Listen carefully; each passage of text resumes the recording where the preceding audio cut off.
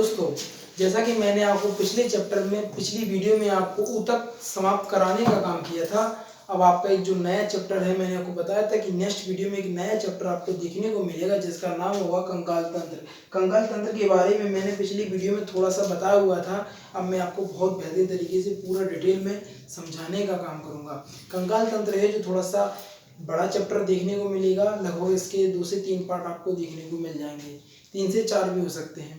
ऊतक जो था वो एक छोटा चैप्टर था, एक वीडियो में आपका पर्याप्त है उसमें, और जितना एग्जामिनर पूछता है मैंने उसमें अधिक से अधिक कवर करने की कोशिश की है। आगे बात करते हैं कंकाल तंत्र।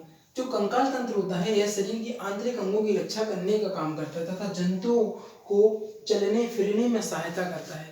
जो कंकाल तंत्र होता है ये शरीर के आंतरिक अंगों की क्या बोलते हैं आपका सुरक्षा किस प्रकार करता है, समझिए आप थोड़ा सा। मान लीजिए आपका जो चेस्ट है, सीने में क्या होती है, पसलियाँ होती हैं, पसली के अंदर फेफड़े होते हैं। फेफड़ा एक ऐसा हिस्सा है कि नाजुक हिस्सा है ना, तो उसकी रक्षा करने का काम कौन करता है। जैसे कि आप मान लीजिए, माना कि आप एक घर की छत डलवा रहे हैं, छत डलवाने से पहले आप क्या करते हैं, उसमें जाल बिछवाते हैं। जो सरियों का जाल बिछता है उसके बाद कंक्रीट वगैरह डलता है, जिसकी बहुत बेहतरीन तरीके से छत में मजबूती है।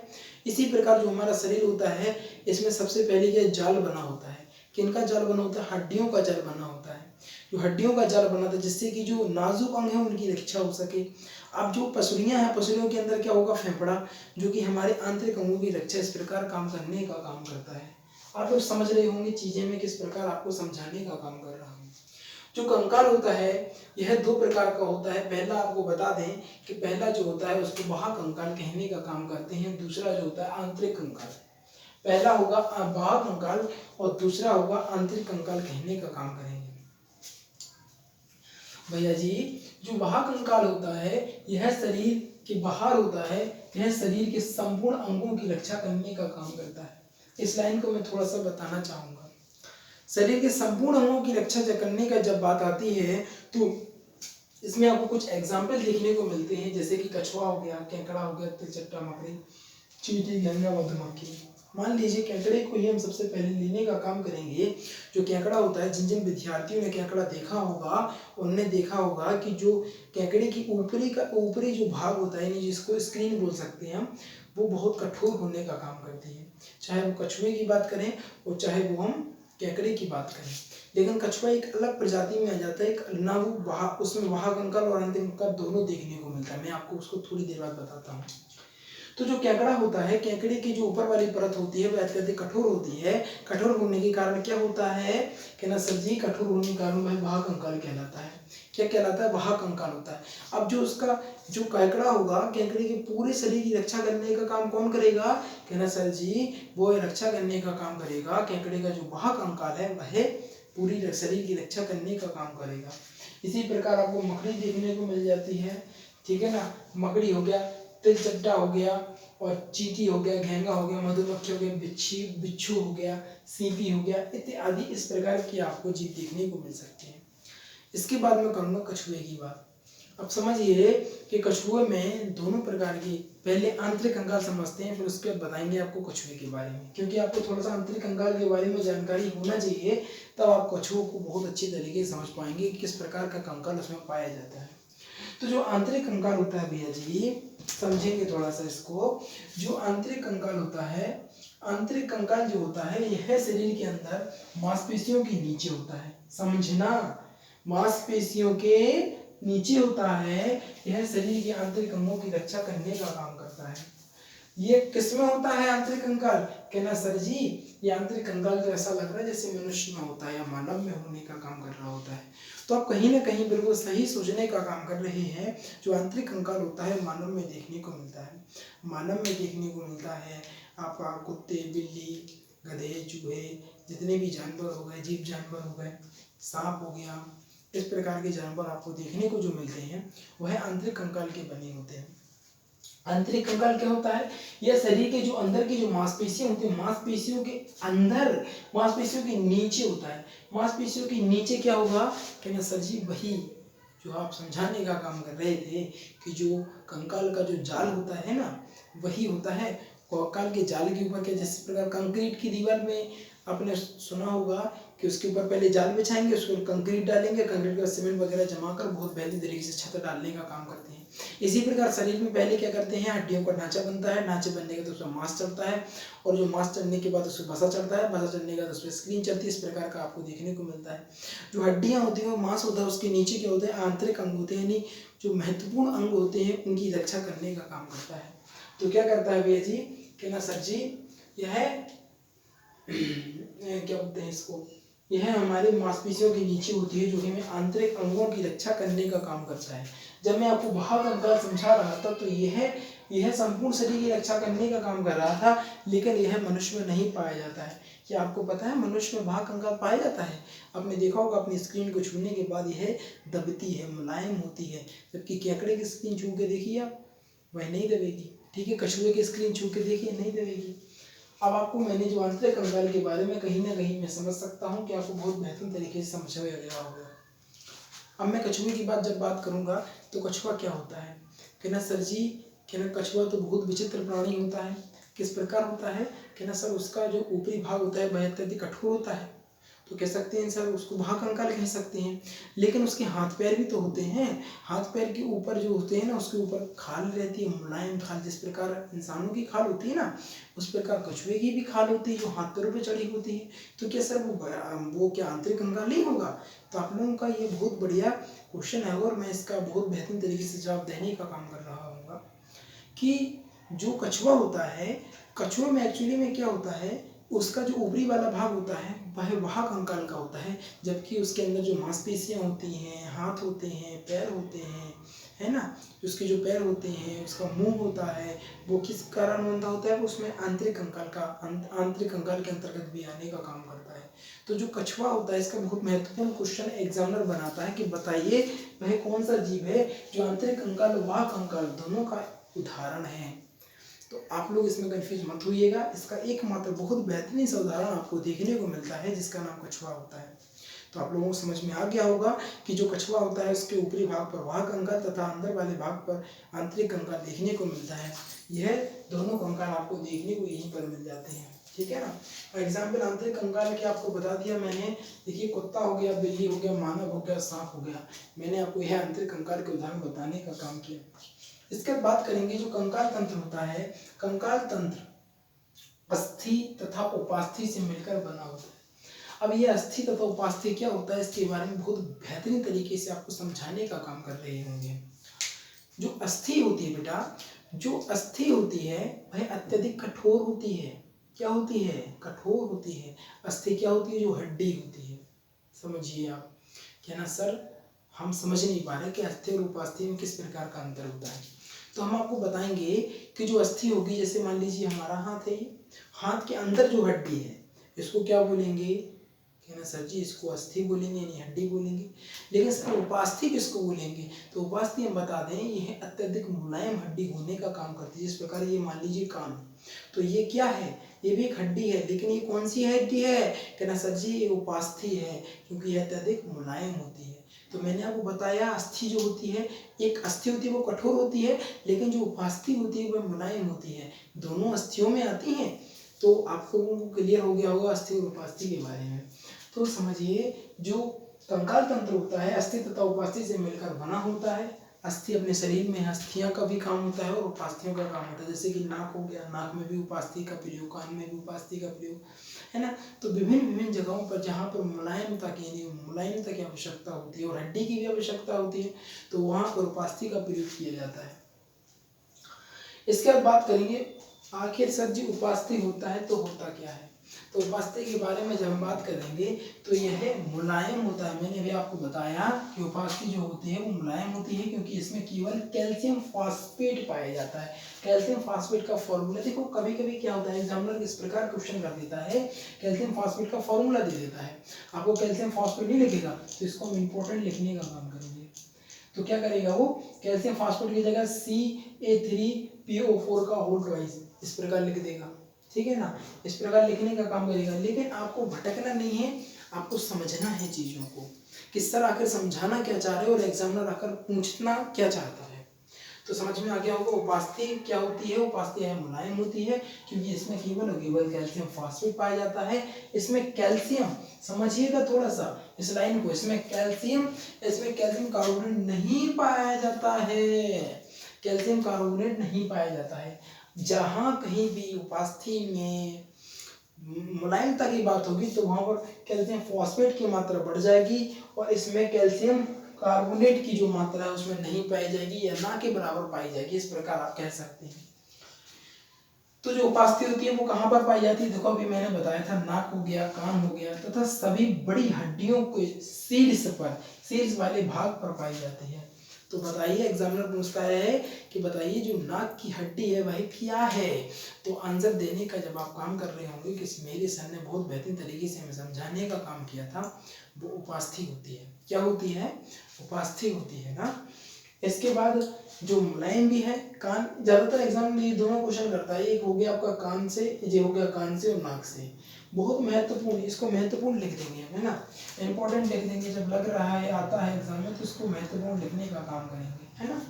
तो ये नाक और कान क्या है, इसके विशेष उदाहरण है, अधिकतर यही चीजें पूछता है आपसे, बार बार एग्जाम में यही पूछ रहा है। बहुत आया है आरआरबी में, एसएससी में, एमटीएस में, सीजीएल में भी ये देखने को मिला है यहाँ तक कि बहुत इंपॉर्टेंट क्वेश्चन है। इसके बाद बात करेंगे, आप समझिए आपका ये उपास्थि पढ़ा है, इसके बाद हो गई ये अस्थि। ये देखिए अस्थि, ये क्या था, उपास्थि। थोड़ा सा आप लोग नोट करते समय कंफ्यूजन मत होइएगा है ना। जी उपास्थि था, ये अस्थि है। अस्थि यह अत्यधिक कठोर होती है क्योंकि इसमें क्या हो पाया जाता है, इसमें कैल्शियम फॉस्फेट के साथ कैल्शियम कार्बोनेट भी पाया जाता है, दोनों पाए जाते हैं। इसमें क्या पाया जाता है, दोनों पाया जाता है। अस्थियों में कैल्शियम जो फॉस्फेट होता है 54% और जबकि कैल्शियम कार्बोनेट होता है वो 58% होने का काम करता है। कहना सर जी थोड़ा सा हमें समझ में नहीं है, इस लाइन को आप थोड़ा सा बता दीजिएगा। हम बहुत बढ़िया तरीके से आपको समझाने का काम कर रहे होंगे। समझिए जो है अत्यधिक कठोर होती है, जो हड्डी होगी मैंने आपको बताया, जैसे ये हाथ है तो हाथ की हड्डी अत्यधिक कठोर है जबकि उपास्थि अत्यधिक मुलायम है, ठीक है ना, मुलायम होने का काम करती है। तो ये तो बढ़िया हो गया। इसका कैल्शियम कार्बोनेट और कैल्शियम फॉस्फेट में बहुत ज्यादा कंफ्यूजन होता है और एग्जामिनर यहीं से क्वेश्चन निकालने का काम करता है। वो कहता है कि बताइए कि कैल्शियम फॉस्फेट की मात्रा अस्थि में कितने % होती है। तो बच्चे अक्सर कंफ्यूजन के चक्कर में 54 और 58% के चक्कर में बहुत ज्यादा कंफ्यूजन हो जाता है।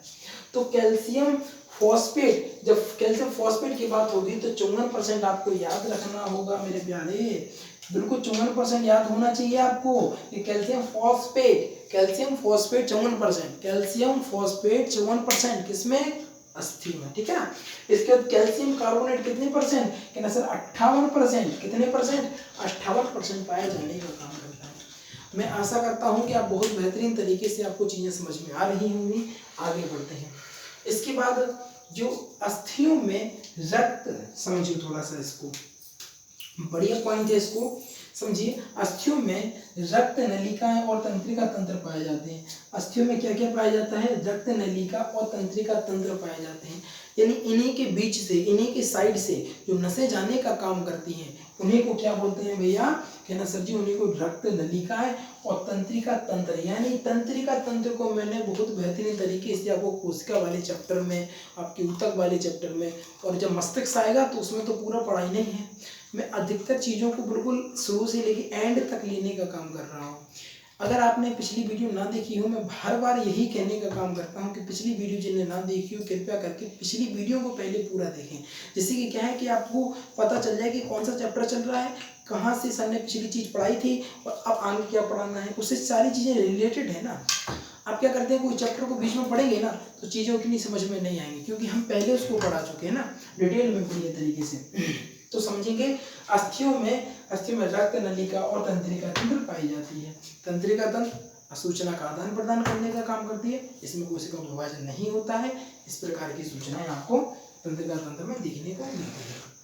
अब जो अस्थियां हैं, अस्थियों 50% जल तथा 50% कार्बनिक पदार्थ पाए जाते हैं। महत्वपूर्ण क्वेश्चन यहाँ बनने का काम करता है।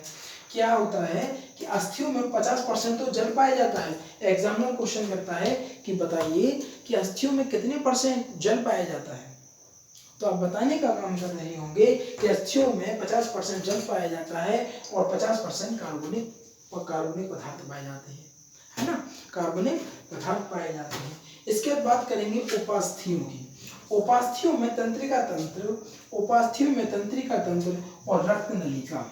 उपास्थियों में तंत्रिका तंत्र तथा रक्त नलिका नहीं पाई जाती है, नहीं होती है, लेकिन यह भोजन और ऑक्सीजन की आपूर्ति लसिका द्वारा की जाती है। किसके द्वारा? लसिका द्वारा की जाती है। इस लाइन को एक बार और पढ़ेंगे हम। उपास्थियों में तंत्रिका तंत्र और रक्त नलिका नहीं पाई जाती। महत्वपूर्ण क्वेश्चन यहाँ बनता है भैया जी, क्या बनता है कि उपास्थितियों में क्या नहीं पाया जाता है? तो उपास्थितियों में तंत्रिका तंत्र और रक्त नलिकाएं नहीं पाई जाती, क्योंकि ये तो कहाँ पाई जाती हैं? ये तो अस्थियों में पाई जाती हैं। इसके बाद आगे बात करेंगे, लेकिन यह भोजन और ऑक्सीजन की आपूर्ति लसिका द्वारा करती है। महत्वपूर्ण क्वेश्चन जब बनता है यहाँ पर, वो एग्जामिनर कहता है कि उपास्थितियों में ऑक्सीजन और भोजन की आपूर्ति किसके द्वारा होती है? तो इसका आंसर कहीं ना कहीं लसिका बनने का काम कर रहा होगा, और ये इंपॉर्टेंट देने का हम काम करेंगे, वेरी इंपॉर्टेंट है ना, लसिका द्वारा करता है। इसका बात करेंगे मानव। अगला पॉइंट जब बात करेंगे तो जो मानव शरीर में उपास्थितियों में, जैसे कि देखो कान की हड्डी, ठीक है, पिन्ना हो गया, कान की हड्डी हो गया, श्वास हो गया, नली के बीच में एवं हड्डी में संधि स्थल पाए जाते हैं। संधि स्थल किस प्रकार का होता है, यह आपको मैं आगे जब वीडियो आएगी तो उसके बारे में बहुत बेहतरीन तरीके से समझाने का काम करूंगा। संधि स्थल क्या होता है? ज्वाइंट होता है। मैं इसको थोड़ा सा बताने का काम कर रहा हूँ। ज्वाइंट जो होता है इसको संधि स्थल बोलते हैं। क्या बोलते हैं? इंग्लिश में ज्वाइंट और हिंदी में संधि बोलते हैं। इसको क्या बोलते हैं? संधि बोलते हैं। मान लीजिए कब्जा बोल सकते हैं, संधि बोल सकते हैं, ज्वाइंट बोल सकते हैं, इस प्रकार के नाम इसको पुकारा जाता है। मान लीजिए ये मेरा हाथ है, तो ये क्या है? इस हड्डी को यहाँ से जोड़ने का काम कर रहा है, ये यहाँ से जोड़ने का काम कर रहा है। इसको सॉकेट एंड बॉल इस प्रकार की संधि बोलते हैं। जब हम पढ़ाएंगे इसको ज्वाइंट वगैरह तब बहुत बेहतरीन तरीके से समझाएंगे। यहाँ पर ये क्या है? संधि का काम कर रहा है, जोड़ने का काम कर रहा है। इसके बाद अगला पॉइंट जो है, अस्थि में ओसिन नामक प्रोटीन पाई जाती है। बहुत महत्वपूर्ण क्वेश्चन, ये तो मैं बहुत जरूरी बताऊंगा आप लोगों को बहुत बेहतरीन तरीके से। ओसिन नामक प्रोटीन अस्थियों में, यह अक्सर एग्जामिनर यह क्वेश्चन करता है आप लोगों से कि बताइए अस्थियों में कौन सा प्रोटीन पाया जाता है, तो आपका आंसर होने का जो काम कर रहा होगा वो होगा ओसिन नामक जो प्रोटीन होता है। कौन सा प्रोटीन?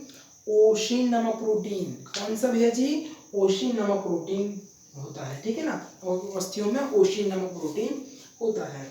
इसके बाद उपास्थितियों में भैया जी, उपास्थितियों में कॉन्ड्रिन देख सकते हैं यहाँ पर, कॉन्ड्रिन नामक प्रोटीन पाया जाता है। कॉन्ड्रिन नामक प्रोटीन अस्थियों में ओसिन नामक प्रोटीन पाया जाता है ना। इसका जन्म के समय जो बच्चों की हड्डियां होती हैं 270 से लेके 210 के बीच में होती हैं, ठीक है ना। 270 से 210 310 के बीच में होती हैं। 270 से 310 के बीच में होती हैं।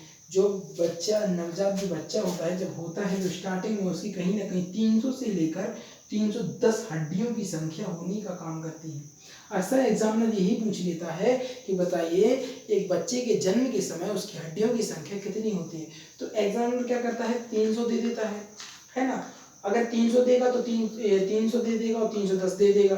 300 से लेके 310 तक, या 270 से लेके 300 तक, या 270 से लेके 300 तक, इस प्रकार डिपेंड करता है तो ऑप्शन पे कि किस प्रकार का ऑप्शन है देने का काम कर रहा है, ठीक है ना। तो जब बच्चा होता है तो कहना सर जी अपने में तो शरीर में 206 हड्डियां हमने हर जगह पढ़ा है, और आप कह रहे हैं 300 से 310 हड्डियां, तो यह है कैसे? तो मैं आपको यह बताने का काम कर रहा हूँ कि जो शरीर बच्चों का होता है वो बहुत छोटे छोटे टुकड़ों में बना होता है। वो जैसे ही बड़ा होता रहता है तो एक हड्डी दूसरी हड्डी से मिलकर एक हड्डी का निर्माण करती है, फिर दूसरी हड्डी तीसरी हड्डी से जुड़ेगी, फिर एक हड्डी बनेगी। इस प्रकार वह जॉइंट बनते एक दूसरी हड्डियों को जोड़ते वह 206 हड्डी बनने का काम करती है। इसी की जगह पर आगे आपको एक लाइन दिख रही होगी, बाल्यावस्था। समझिए जो बाल्यावस्था में हड्डियों की संख्या कितनी होगी? 206 होने का काम करती है।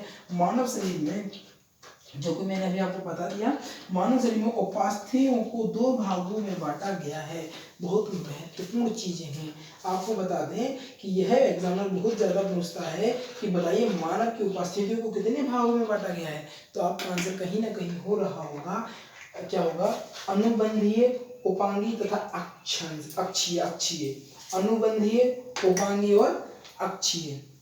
इस प्रकार मैंने आपको बहुत बेहतरीन तरीके से कंकाल तंत्र के पहले पार्ट को बहुत बेहतरीन तरीके से समझाने का काम किया है। आप लोग समझ रहे होंगे कि मैंने बहुत बढ़िया तरीके से आपको इस पहले पार्ट को बढ़िया तरीके से समझाया है। लगभग दूसरे और तीसरे पार्ट में ये चैप्टर समाप्त हो जाएगा। ठीक है ना। तो आपको क्या करना है, वीडियो को लाइक और चैनल को सब्सक्राइब करना है और शेयर करके आना है अपने यार दोस्तों, चाहने वालों के साथ। Thank for watching.